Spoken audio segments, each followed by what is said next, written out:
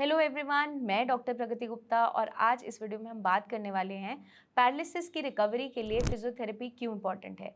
अगर हम लकवे की बात करें तो उसके अंदर फिजियोथेरेपी का रोल क्या है। जब भी किसी को स्ट्रोक होता है इनिशियली या क्लॉट फॉर्मेशन हुआ या फिर हेमरेज हुआ, दोनों ही कंडीशन में पेशेंट की मोबिलिटी लॉस हो जाती है।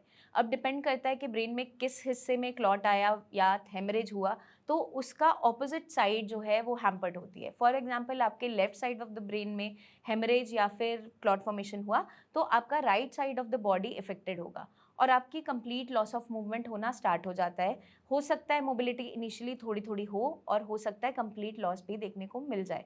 तो दोनों ही कंडीशन से अगर हमें वापस आना है तो हमें एक रिहैबिलिटेशन प्रोसेस को फॉलो करना होता है, जिसके अंदर आपकी फिजियोथेरेपी इंपॉर्टेंट होती है। तो अगर हम फिजियोथेरेपी की बात करें तो इसके अंदर क्या देखने को मिलता है, हम क्या इनिशियली स्टार्ट करते हैं।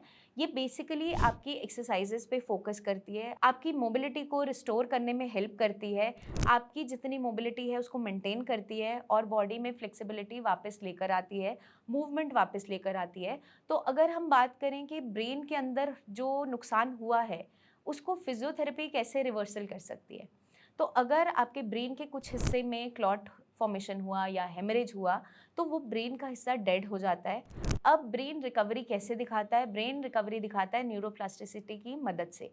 इनिशियली वो प्रोसेस बॉडी में खुद से हो रहा होता है और ब्रेन ऑल्टरनेटिव रूट्स बना रहा होता है रिकवरी के लिए, दोबारा से मोबिलिटी लाने के लिए, क्योंकि न्यूरॉन्स के पास प्रॉपर्टी नहीं होती रीजनरेशन की, लेकिन ब्रेन के बाकी सेल्स वो फंक्शन स्टार्ट करते हैं संभालना। तो इस चीज़ का हमें खास ध्यान रखना है कि ड्यूरिंग दिस प्रोसेस हमें फिजियोथेरेपी साथ में करवाना या लेना बहुत इंपॉर्टेंट है, क्योंकि जो नुकसान ब्रेन के अंदर हुआ वो ब्रेन सिग्नल बॉडी तक नहीं पहुंचा पा रहा और आपके मसल्स में मूवमेंट नहीं आ पा रही। लेकिन आपके मसल्स को हेल्दी रखने के लिए, स्ट्रेंथन अप रखने के लिए फिजियोथेरेपी बहुत इंपॉर्टेंट है। तो अगर हम दोनों चीज़ों को साथ में रखकर चलते हैं, ब्रेन की रिकवरी को भी साथ में लेकर चलते हैं, बॉडी की रिकवरी को भी साथ में लेकर चलते हैं, तो बहुत जल्दी आप पैरालिसिस से दूर हो जाते हैं और इस बीमारी से बच सकते हैं।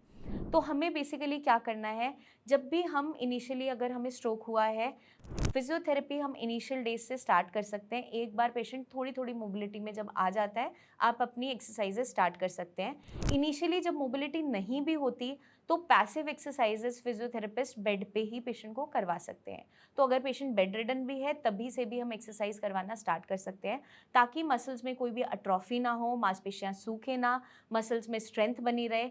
प्लस जो पेन बन रहा है बॉडी में, क्योंकि मोबिलिटी नहीं है, मूवमेंट नहीं है मांसपेशियों में, उसको मैनेज करने के लिए फिजियोथेरेपी का काफ़ी अच्छा रोल देखने को मिल जाता है। तो इनिशियली हम स्टार्ट करते हैं पैसिव एक्सरसाइजेस के साथ, जिसमें पेशेंट का एफर्ट नहीं लग रहा होता, लेकिन जो केयर टेकर है या फिजियोथेरेपिस्ट हैं वो कुछ कुछ एक्सरसाइजेस करवा रहे होते हैं लेटे हुए ही। बट एक बार पेशेंट इतना केपेबल हो जाता है कि थोड़ा थोड़ा चलना स्टार्ट हो गया या उठकर बैठना स्टार्ट हो जाते हैं, तो वो एक्टिव एक्सरसाइजेस भी करना स्टार्ट कर सकते हैं, जिसके अंदर पेशेंट का खुद का एफर्ट लगना स्टार्ट होता है। तो ब्रेन को हमें ट्रेन भी करना है, साथ साथ मसल्स को ठीक भी रखना है, इसलिए ये रिहैबिलिटेशन प्रोसेस हमें फॉलो करना होता है। तो एक कंडीशन होती है या एक जो प्रोसेस है वो होता है ऑक्यूपेशनल थेरेपी, जिसमें ब्रेन की ट्रेनिंग की जाती है। एक होता है आपका फिजियोथेरेपी, जिसमें फिजिकल ट्रेनिंग की जाती है। तो फिजिकल ट्रेनिंग के साथ साथ ब्रेन की ट्रेनिंग भी ज़रूरी है। दोनों को अगर हम क्लब कर कर चलते हैं तो पेशेंट बहुत जल्दी रिकवर हो जाता है। मैं उम्मीद करती हूँ ये वीडियो आपको समझने में, जानने में मदद करेगी कि फिजियोथेरेपी का रोल क्या है, क्यों ये इंपॉर्टेंट है पैरालिसिस की रिकवरी में। आपके कोई भी सवाल जुड़े हों, कमेंट करके आप पूछ सकते हैं या नीचे दिए हुए नंबर्स पर हमारे टीम ऑफ डॉक्टर से कंसल्टेशन भी ले सकते हैं। आप कोई भी रिपोर्ट शेयर करना चाहें तो नीचे नंबर्स पे व्हाट्सएप भी कर सकते हैं। जल्दी हम आपसे फिर मिलेंगे और बहुत सी इन्फॉर्मेशन शेयर करते रहेंगे। तब तक के लिए अपना खास ध्यान रखिएगा एंड टेक केयर।